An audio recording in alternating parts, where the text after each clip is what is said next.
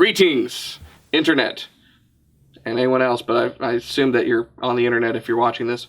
This is Chris McKee with Alamo Music, alamomusic.com on the Internet.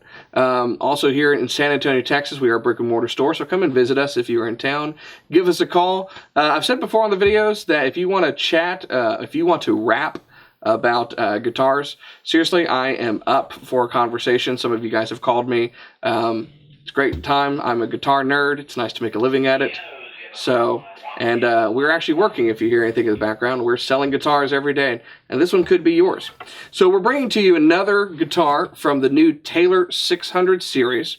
And as we've discussed in some of the other videos, Taylor has revamped their 600 series, much like they did the 800 series last year. Andy Powers and his minions there at the Taylor factory are doing great work. I'm just kidding, you guys are awesome. They're doing really fantastic work on the redesign of these.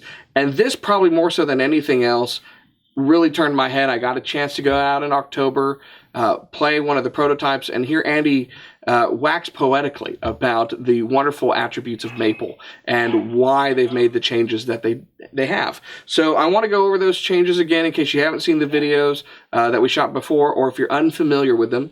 This particular model is the 618, which is the Grand Orchestra body in Taylor's lineup. Andy did this body, I want to say it was about 2 years ago. If I'm wrong, forgive me. But it was fairly recently.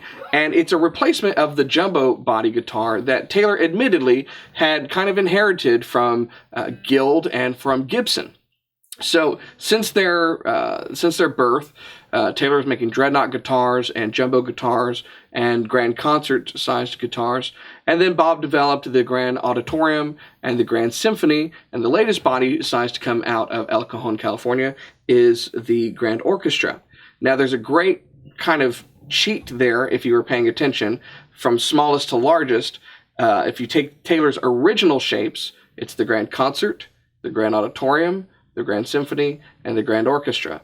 And the naming, the nomenclature there is meant to basically try to illustrate the size of the guitar from concert to auditorium to symphony to the big guy, the orchestra. So as I was mentioning, they originally had a jumbo body, which they have admittedly kind of copied from Guild and from Gibson, and it was a big jumbo guitar.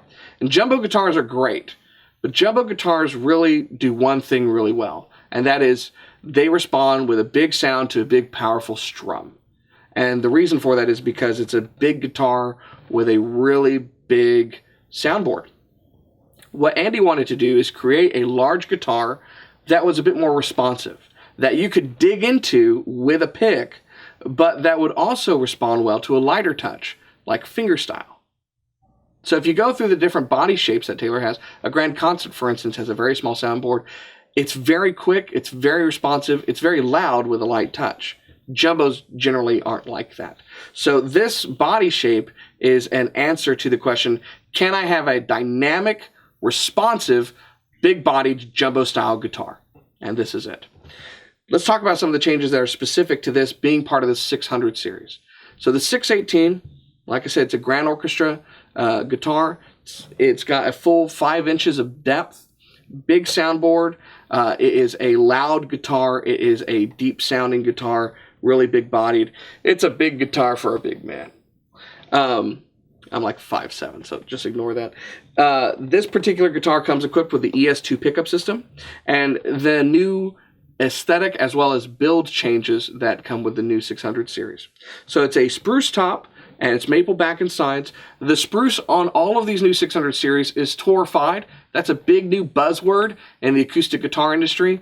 Basically what they're doing is they're baking these tops at a high temperature that evaporates some of the sugar content, crystallizes the rest, and in essence it ages the top about 20 years. So you're getting a brand new guitar with a top that's already broken in, which just adds to the responsiveness, to the tone, and to the volume that you get straight out of the case, which is pretty cool. The bracing has been modified slightly on most of these guitars, not so much on the Grand Orchestra because it's a new body style, and Andy was kind of already moving in that direction, but the top bracing mirrors what you'd see on, say, like the 800 series. It's got the side bracing as well that you'd see on that series. They're using hide glue construction and a thin finish, 3.5 mils thin on the body for gloss finish. That's about the thin as it gets. It's the thickness of a sheet of paper. So an incredibly finish on the top, which helps with its resonance. The back and sides of this are maple. And this is a beautiful example.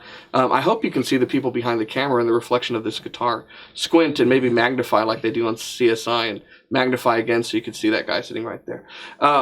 He's a famous actor. I forget his name. He was in a cool movie and some soap operas. This beautiful wood is flame maple. They're doing a finish on it called brown sugar. And it looks scrumptious, right? So Andy got to explain at the factory for a little bit that in order to have this wonderful coloration, they have to kind of go with a hand applied finish because you can't put the color in the finish and still get the thinness that they're desiring. So this is a completely hand rubbed finish on here that took some practice to get it in there. Maple's not a very porous wood, so they worked to get it like this, and I've had quite a few people respond, and I don't think this is by accident. This is very reminiscent of a beautiful varnish that you might see on a stringed instrument like a violin or a cello.